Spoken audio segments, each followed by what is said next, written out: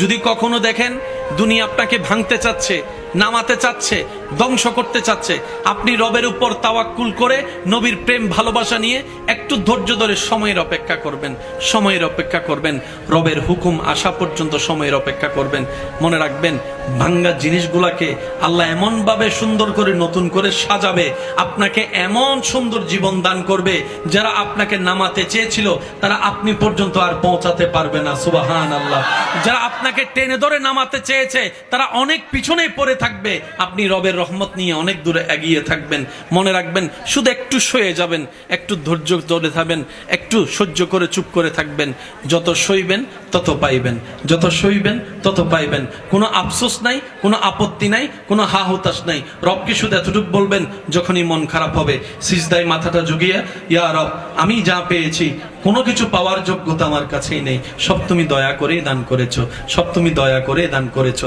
একটা জিনিস পাওয়ার যোগ্যতা আমার নাই, এই চোখ পাওয়ার মতো যোগ্যতা আমার কাছে নেই, এই কান শোনার মতো কান আমার কাছে নাই। আল্লাহ, কোনো কিছুরই পাওয়ার যোগ্যতা নাই, তুমি দয়া করে দেখার জন্য দুইটা চোখ দিয়েছো, তোমার দরবারে শুকরিয়া।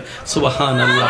তুমি শোনার জন্য দুইটা কান দিয়েছো রব, তোমার দরবারে শুকরিয়া। কিভাবে শুকরিয়া আদায় করবো রব? আমার কাছে ভাষা নাই। হাজার গুনাহ করেছি, তুমি রিজিক বন্ধ করে দাও নাই। ফজরের নামাজ পড়ি নাই, ঘুম থেকে উঠার আগে তুমি তো আমার জন্য নাস্তার ব্যবস্থা করে দিয়েছো। সুবহানাল্লাহ। আল্লাহ, এত গুনাহ করেছি, এত নাফরমানি করেছি, তারপরে তুমি বারবার ডেকেছো, বারবার করে ডেকেছো, বারবার করে ডেকেছো। কুল ইয়া ইবাদিয়াল্লাযিনা আসরাফু আলা আনফুসিহিম লা তাকনাতু মির রাহমাতিল্লাহ।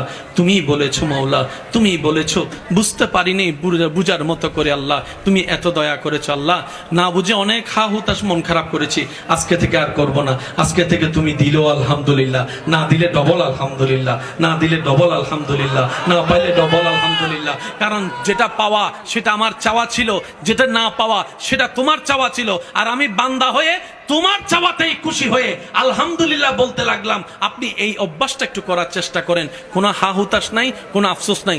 আলহামদুলিল্লাহ, আলহামদুলিল্লাহ, আলহামদুলিল্লাহ, আলহামদুলিল্লাহ। এবার রব্বুল আলামিন আপনার এই আলহামদুলিল্লাহ যদি রবের দরবারে একবার কবুল হয়ে যায়, লা ইন শাকারতুম লা আযীদান্নাকুম আয়াত আপনার উপর চলে আসবে নিয়ামত হয়ে। বলেন না সুবহানাল্লাহ।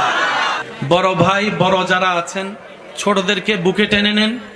ছোটরা যারা আছেন, সব রাগ অভিমান ভুলে বড় ভাইকে পিছন থেকে জড়ায় ধরা শুরু করেন। কারণ যেই কারণে, যে কথার কারণে, যে বিষয়ের কারণে আজকে নিজের মায়ের পেটের ভাই বোনদের মধ্যে দ্বিধাদ্বন্দ্ব, এর মধ্যে 80% শয়তানের হাত আছে না নাই? ছোট কথাকেও বড় হিসাবে আপনার সামনে তুলে ধরেছে। আবার কিছু কিছু মানুষ ওয়াসওয়াসিল খান্নাস, আপনার পরিচিত মানুষ আপনার বিপক্ষে, আপনার ভাইয়ের বিপক্ষে আপনাকে কান পরা দিয়ে আপনাদের ভিতর দূরত্ব এনে দিয়েছে। কথা বলেন ঠিক কিনা?